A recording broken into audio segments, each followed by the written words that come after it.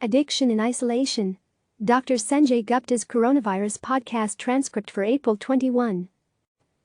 Social support systems are important for everyone, but have an especially critical place in the lives of those struggling with substance abuse. CNN's Chief Medical Correspondent Dr. Sanjay Gupta explores the impact of the pandemic on people dealing with addiction. You can listen on your favorite podcast app or read the transcript below. Dr. Gupta. The coronavirus has forced most of us to live very different lives, and adapting to this new life hasn't been easy for everyone.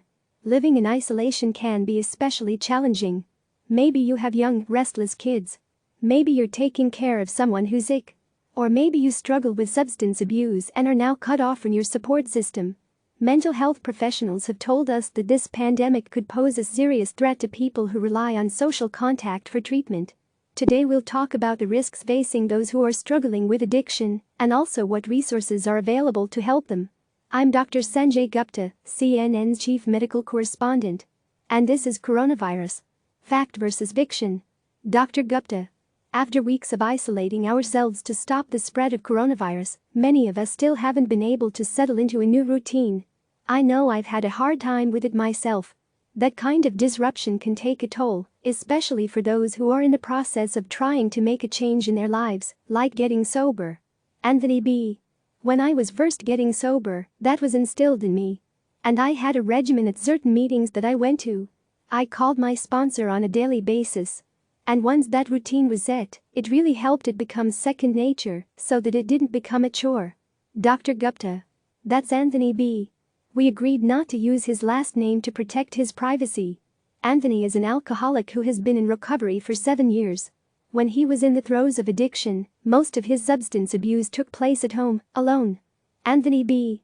I know for me, I didn't need to be in a club or in a bar or anything like that. I could just be in my house and stop off at the liquor store and go in the house. Dr. Gupta. With so many people isolating during this pandemic on their own, Anthony worries those who struggle with substance abuse are especially vulnerable. Anthony B. So imagine someone who has just recently gotten sober and has been going to meetings, and then all of a sudden now they're just in the house. The place where everything happened. You're walking around and I'm looking, oh, that's where I used to put a bottle, or, oh, look at the glasses. Dr. Gupta. Anthony is no longer able to attend his regular Alcoholics Anonymous meeting in person. So he's joined the meetings online, over Zoom. Anthony B. The interesting part about it for me was having people check in from Australia, the UK, Louisiana, North Dakota, Virginia. I mean, it was all over. And so instantly for me, I felt connected, like, okay, this is how we're going to do it. This is what we're gonna do to get us through this period. Dr. Gupta. But here's the thing, connecting online may not be enough for everyone. Dr. Nora Volko is the director of the National Institute on Drug Abuse at the National Institutes of Health. Pretty early on, Dr. Volko became concerned about how the pandemic would impact those struggling with substance abuse. Dr. Nora Volko, director of the National Institute on Drug Abuse, NIDA, National Institutes of Health. I started to worry in February. But it wasn't really until March that I started to recognize how devastating this could be to individuals that have problems with substance abuse. Dr. Gupta. As COVID-19 patients fill hospitals all over the country, Dr. Volko says it is imperative that healthcare workers prevent this stigma surrounding addiction from influencing how they administer care. Dr. Volko. They are discriminated on the basis that they believe that people do this to themselves. And therefore, you have to owe it, the consequences, to your own choices. And in fact, this is something that patients will tell you that have a problem with drugs and why they don't like to go see a doctor or go to the hospital because they are mistreated. Addiction is one of the most stigmatized, if not the most stigmatized disease. Dr. Gupta. Fortunately, she says, there have already been some changes to the way care is provided for those with substance use disorders. Dr. Volko. Telehealth has exploded and it has been incorporated into everyday practice so rapidly. Dr. Gupta. Dr. Volko adds that treatment for drug addiction, however, has been especially challenging. Dr. Volko. Many of the methadone clinics are closing. Their doors are limiting the number of patients that can go in. Dr. Gupta.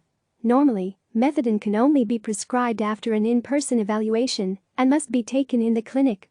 But now some methadone clinics are making it easier to get multiple doses of the medication and to be able to take it at home. Dr. Volko. So these changes give us a different perspective of how we may be able to treat people that are addicted to drugs, while also forcing us to see the issues that we need to solve and address. Dr. Gupta. It's not just illicit substances that pose a threat during this pandemic, but legal ones as well. Because COVID-19 impacts the lungs, the Food and Drug Administration has advised that those who smoke cigarettes may be at increased risk and have worse outcomes from the virus. And while there isn't any data showing how the pandemic has impacted rates of alcohol use disorder, people do appear to be buying a lot of alcohol. According to Nielsen, sales of alcoholic beverages increased 55% in the last week of March compared to the same time last year. That may be partly as a result of liquor stores being deemed essential businesses in most states. And while there has been some criticism of that designation, Dr. Volko points out that having access to alcohol could in some situations be safer for alcoholics. Dr. Volko. If you are addicted to alcohol and you don't have access to alcohol and you go through withdrawal, that's extremely severe, and you can literally die from alcohol withdrawal. Dr. Gupta. But Anthony B., who has been in recovery for 7 years, worries about the temptation for people who are still struggling. Anthony B. My first instinct was like, damn, that sucks, you know? There's definitely some people out there that are suffering, and I feel for them when I see liquor stores open. I hope they realize that that's not an essential. But I don't know that that's going to happen. Dr. Gupta. The World Health Organization recently issued a statement saying excessive drinking can weaken the immune system, and they recommended limiting access to alcohol during this pandemic. Of course, it's one thing to discourage people from excessive substance use during this uncertain time, and another to make sure they have the support they need to do so. Anthony has a simple suggestion for anyone who's currently having a hard time. Pick up the phone. Anthony B. If people aren't, really into the whole technology thing, just call people. It makes such a difference. And what's interesting is that if I call someone, it helps them more than it helps me. Like I'm calling because I want to stay sober, but they'll say thank you for calling me because I was going through X, Y and Z, and then they might call somebody else. Dr. Gupta. Dealing with addiction is enormously difficult under any circumstance, and we don't want to minimize this at all. Dealing with it during a pandemic adds a whole new set of challenges. If you're in need of resources or support, the Substance Abuse and Mental Health Services Administration operates a helpline 24/7. The number is 1-800-662-4357. There's help out there. We'll be back tomorrow. Thanks for listening. You can also head to cnn.com coronavirus and sign up for our daily newsletter, which features the latest updates on this fast-moving story from CNN journalists around the globe. For a full listing of episodes of Coronavirus, Fact versus Fiction, visit the podcast's page here. Click subscribe to receive the latest news.